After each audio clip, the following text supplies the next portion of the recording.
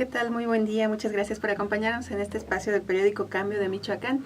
Hoy tenemos aquí con nosotros en cabina la presencia de una figura muy importante del sector empresarial y es el ingeniero Carlos Gálvez Herrera, quien actualmente es secretario general de la CONCANACO, esto a nivel nacional, y le damos la bienvenida, ingeniero. Muchas gracias por acompañarnos. Gracias, Cintia, con el gusto de estar aquí con ustedes como siempre.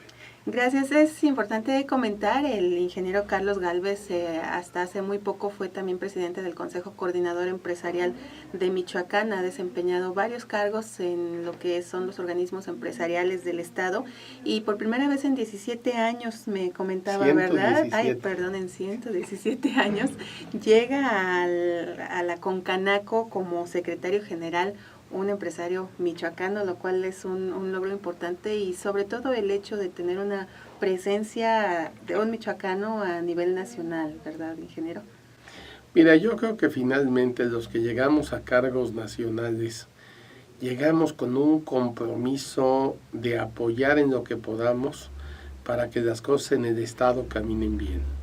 Tiene uno la gran ventaja que tienes una interlocución de manera casi regular con las autoridades federales y que los que somos de Michoacán siempre estamos pensando en cómo podemos poner un granito de arena para que este estado desarrolle ese potencial que tiene.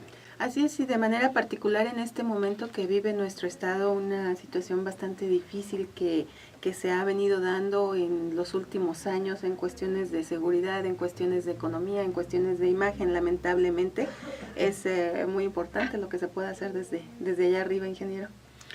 Mira, yo te digo que finalmente de estar con la posibilidad de hacer comentarios allá siempre ayuda. Pero realmente en el momento actual lo que es determinante es el compromiso del presidente Peña Nieto para apoyar a Michoacán.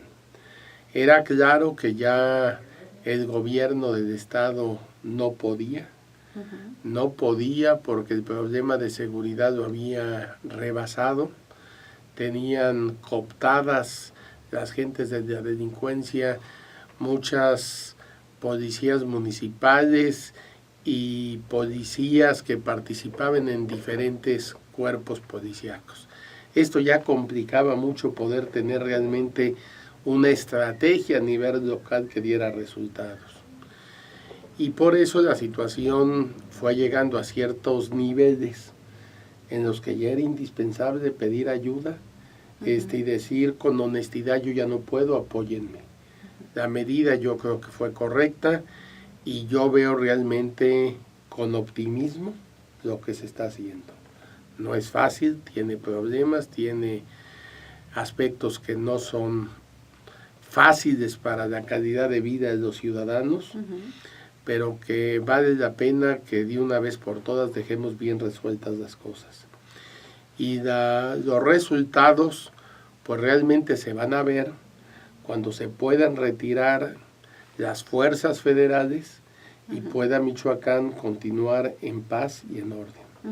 En términos económicos, ingeniero, a toda esta problemática social que ya viene afectando de manera tan seria al Estado, está también una situación económica que ya se viene arrastrando de muchos años con una crisis financiera por parte del gobierno del Estado.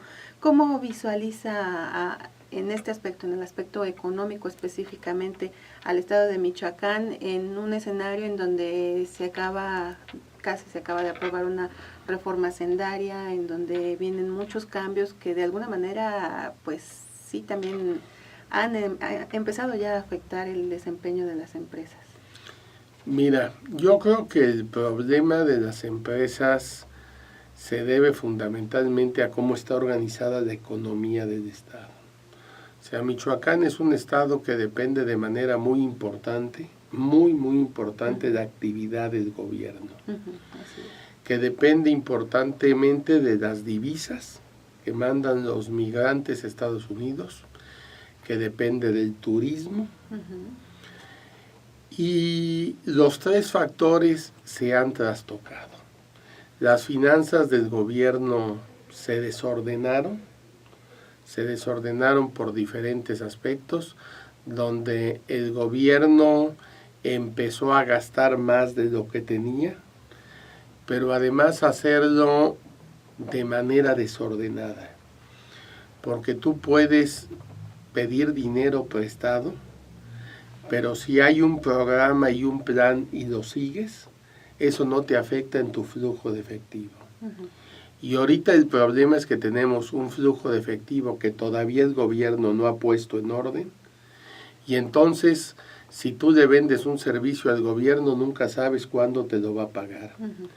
Si tú tienes proyectos y programas con el gobierno, como los teníamos en el Consejo Coordinador Empresarial, pues puedo decirte que hay programas que hicimos con la Secretaría de Desarrollo Económico desde hace más de 2 años, donde todavía no se le acaba de pagar a las universidades y a los tecnológicos, porque el gobierno no ha tenido dinero para pagar. Entonces, tenemos que ordenar ese flujo de efectivo para tener un gobierno en orden, que diga que contrata aquello para lo que tiene dinero, y lo que contrató lo paga en los tiempos en que se comprometió. Eso permite que toda la economía del Estado empiece a funcionar de manera ordenada. Nos pegó también el tema de las divisas, de todo lo que ha estado sucediendo en Estados Unidos, y entonces ahí tuvimos también caídas en los últimos años en los ingresos de las divisas. Y esto a veces se olvida de mencionar, pero es un problema que también afectó a Michoacán. Y el problema de la seguridad nos generó también una repercusión económica en el aspecto turismo muy delicada, porque se empezó, además de la seguridad, a generar una campaña mediática que llevaba la imagen de un Michoacán muy peligroso y muy inseguro. Y se hablaba de Michoacán, no se hablaba de la tierra caliente, o no se especificaban los municipios que tenían problemas serios, como acertadamente lo ha estado haciendo ahora el equipo del presidente Peña, sino se hablaba de Michoacán en su conjunto. Entonces esto hizo que la gente dejara de venir a Morelia, y entonces al dejar de venir el turismo, resulta que los hoteles se quedaban vacíos, había problemas de empleo para las gentes que trabajaban en hoteles, en restaurantes, pero también una cadena que iba con lo que pueden ser guías de turista, con lo que pueden ser taxistas, con lo que pueden ser comerciantes del centro histórico, con lo que pueden ser artesanos, que el turismo les compraba. Todo lo que son las imprentas de alguna manera le vendían folletos, le vendían publicidad al sector turístico, y se fue para abajo. Entonces se van generando una serie de círculos negativos que hicieron que la economía se viera muy parada. ¿Tienen algún estimado ustedes, ya sea en porcentaje, en montos seguramente va a ser muy difícil, pero en porcentaje de estancamiento que ha tenido la economía derivado de esta situación? Mira, yo creo que a la mayoría de las empresas, yo creo que se nos han caído las ventas arriba de un 30%, a la mayoría de las empresas. Los datos de las empresas que se han cerrado es un dato que en los organismos empresariales es difícil de manejar. Y por eso yo insisto mucho que estos datos debemos de remitirnos a la información del Seguro Social. Porque ahí sí cada empresa que está en esa lista paga por estar en la lista, no está de gratis. Así es. Y finalmente, en cuanto esa empresa cierra, también le urge avisar que ya cerró para dejar de seguir pagando. No debemos de confundir lo que es la mortalidad cíclica de empresas, porque desafortunadamente en nuestro país tenemos que corregir muchas cosas, porque tenemos una mortalidad importante de muchos negocios en el primer año, haya o no haya crisis. Ahora, eso, ¿cómo lo tenemos que corregir? Pues precisamente con los programas de emprendimiento, precisamente con acciones de capacitación a los hombres, a las mujeres que aspiran a tener un negocio, a los jóvenes que aspiren a tener un negocio, porque no podemos seguir pensando en este país que el empleo se siga generando solo en función de empleo en la burocracia. Y cualquier persona que se mete al sector empresarial tiene mucho mayores posibilidades de crecimiento a futuro que quien se mete a un empleo burocrático. Así es. En términos de esa inadecuada planeación o esa planeación inexistente por parte del gobierno del estado que usted mencionaba hace un momento, ¿por qué no la ha habido? ¿No hay la voluntad, no hay la capacidad? ¿O qué es lo que pasa que se sigue dando esta problemática que ha derivado en problemas económicos para las empresas michoacanas? Mira, yo creo que ante la insuficiencia de recursos y los grupos de activismo, te diría que hasta egoísta, el gobierno se ha visto en situaciones muy difíciles de poner orden. Yo conozco muy bien al gobernador Fausto Vallejo desde hace 35 años. Lo conozco como una gente seria, como una gente de trabajo. Entonces que no queda por falta de la voluntad de él. Pero en los resultados, si tú tratas de empezar a poner orden y te llegan los maestros y te cierran las calles y te exigen que firmes una minuta porque les tienes que dar 1,000 millones de pesos más, pues estás hablando que 1,000 millones en un presupuesto de 40,000 millones, donde tienes comprometidos prácticamente todo, pues esos 1,000 millones los tienes que sacar generando boquetes en otras cosas. Entonces, tenemos también en esos temas que ir poniendo orden y tenemos que ir poniendo un respeto al presupuesto y tenemos que poner un orden en que se respete la ley por todos. Y entonces, en la medida en que vayamos ordenando eso, vamos a ir ordenando también el presupuesto. Y así como son los maestros, son los muchachos de Tiripetío y son diferentes tipos de grupos los que permanentemente están presionando al gobierno, pensando nada más en lo que ellos necesitan y olvidándose que todos somos michoacanos. O incluso muchas veces también manipulados por ciertos grupos políticos, ¿no? También suele suceder. Bien, pasando a otro tema, ingeniero, que también es igualmente importante, que es la parte tributaria. Ahora, a partir de la reforma hacendaria que recién entró en vigor, se hablaba mucho de problemáticas específicas para las empresas que incluso ya visualizaban la posibilidad de interponer algunos amparos. ¿Cómo van en ese proceso? ¿Qué tanto se ha recurrido a este recurso? Mira, la nueva legislación es definitivamente una carga adicional para el sector empresarial. Y una carga también, además, en la forma de hacer las cosas.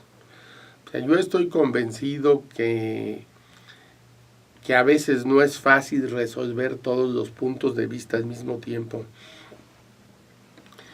Pero la ley esta para el sector empresarial sí implicó un cambio muy fuerte.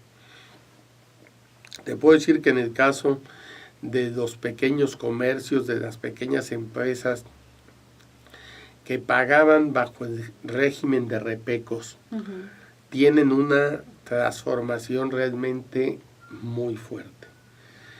Y el querer subir al estanquillo de la esquina a que tenga que generar facturas electrónicas, aunque este año es un año donde hay una de facilidades muy importantes con la nueva ley, es un cambio cultural, no nada más fiscal, es un cambio cultural, que ese hombre o esa mujer a la mejor de edad, que ha tenido el estanquillo por 30 o 40 años, esa señora que a lo mejor ese estanquillo lo heredó de su marido y tiene 65, 70 años, que terminó con trabajo su primaria, exigirle que maneje ahora una computadora y que haga facturas electrónicas, la verdad está muy complicado.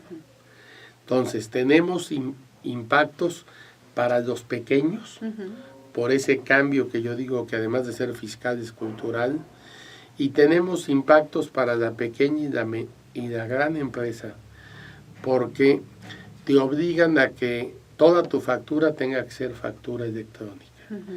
Pero además a que tengas que revisar todas las facturas que a ti te entreguen para que te vuelvas auditor de Hacienda.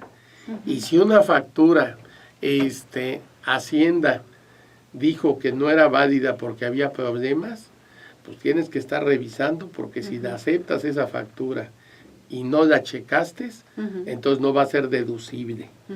Y va a ser culpa tuya finalmente el que esa factura la hayas cargado, y vas a tener que manejarlo como utilidad y pagar impuestos sobre eso que tú compraste facturado. Tiene el problema de que ahora la nómina hay que llevarla también por la vía de la facturación electrónica.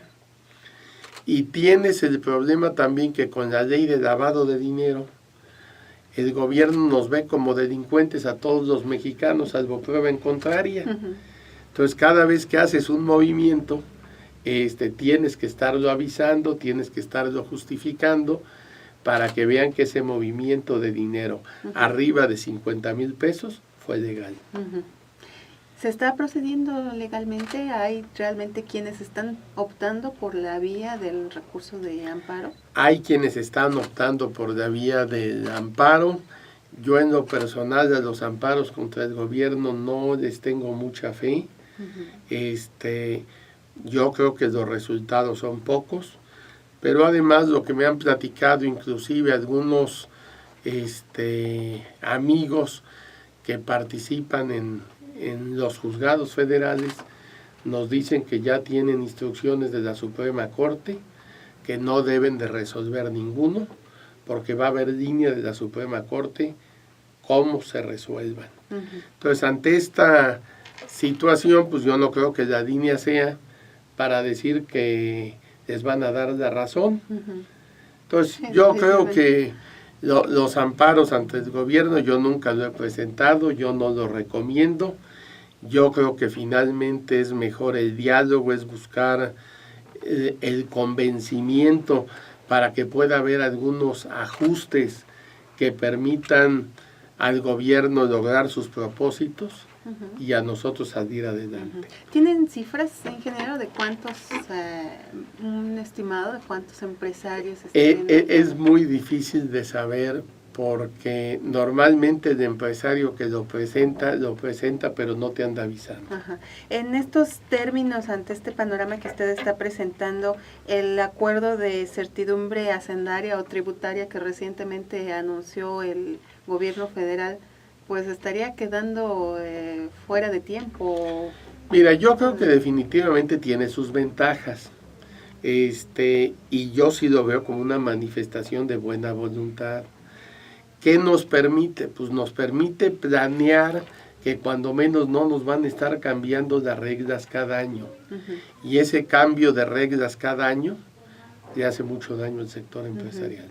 Sin embargo, es limitativo porque el gobierno federal con este acuerdo, y se le ha cuestionado el hecho de que se le llame acuerdo porque finalmente lo determina. Es una manifestación unilateral de la voluntad, eso es lo que correctamente la denominan los abogados. Así es, entonces se asume que el gobierno no propondrá nuevos impuestos, pero se sabe que el Congreso de la Unión tiene la facultad de proponerlo y aprobarlo en su caso cuando así lo considere conveniente, necesario. En ese sentido, pues realmente no hay tal certidumbre, o como lo ven. Mira, sí es un factor de certidumbre definitivamente, porque en materia impositiva es mucho lo que acuerda la Secretaría de Hacienda con el Congreso, lo que se lleva a las leyes. En materia impositiva realmente, cuando menos de aquí para atrás, yo no conozco leyes que los hayan hecho los diputados de iniciativa propia. Bien, y en términos del fortalecimiento de las finanzas públicas, que es uno de los aspectos que ellos consideran tomar muy en cuenta e impulsar. ¿Se tiene la confianza de que lo esté haciendo realmente el gobierno, de que la población, los mexicanos puedan tener esa certeza de que hay finanzas sanas, fuertes, transparentes? Mira, yo creo que con los ingresos adicionales definitivamente las finanzas van a ser sanas y fuertes. Ahora, ¿qué les he dicho yo mucho a mis compañeros? El impuesto nos pone una carga y una dificultad más, pero el problema principal que tenemos los empresarios es que la economía esté parada, que no haya quien te compre, que no haya quien venderle. Si con esta reforma fiscal la economía se mueve y otra vez volvemos a tener mercado para poder comprar y vender, esta reforma fiscal finalmente nos acaba beneficiando. ¿Qué otra cosa creo en este sentido? Que la transparencia es una lucha que tenemos que dar en México por muchos años más. Pero además de la transparencia, es importante que el gobierno vaya poniendo el dinero donde el dinero genere desarrollo y se multiplique. O sea, y te pongo el ejemplo de una casa. Cuando tú el dinero lo vas poniendo en un coche, si el coche no tiene un servicio real, se te va devaluando.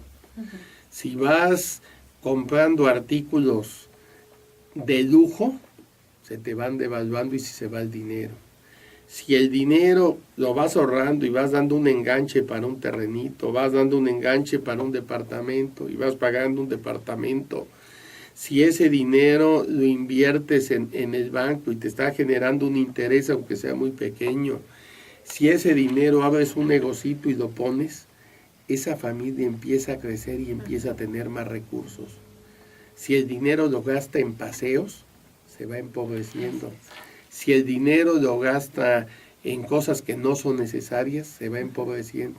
Entonces el país necesita apostarle a poner el dinero en aquello que genere desarrollo y en aquello que genere empleo.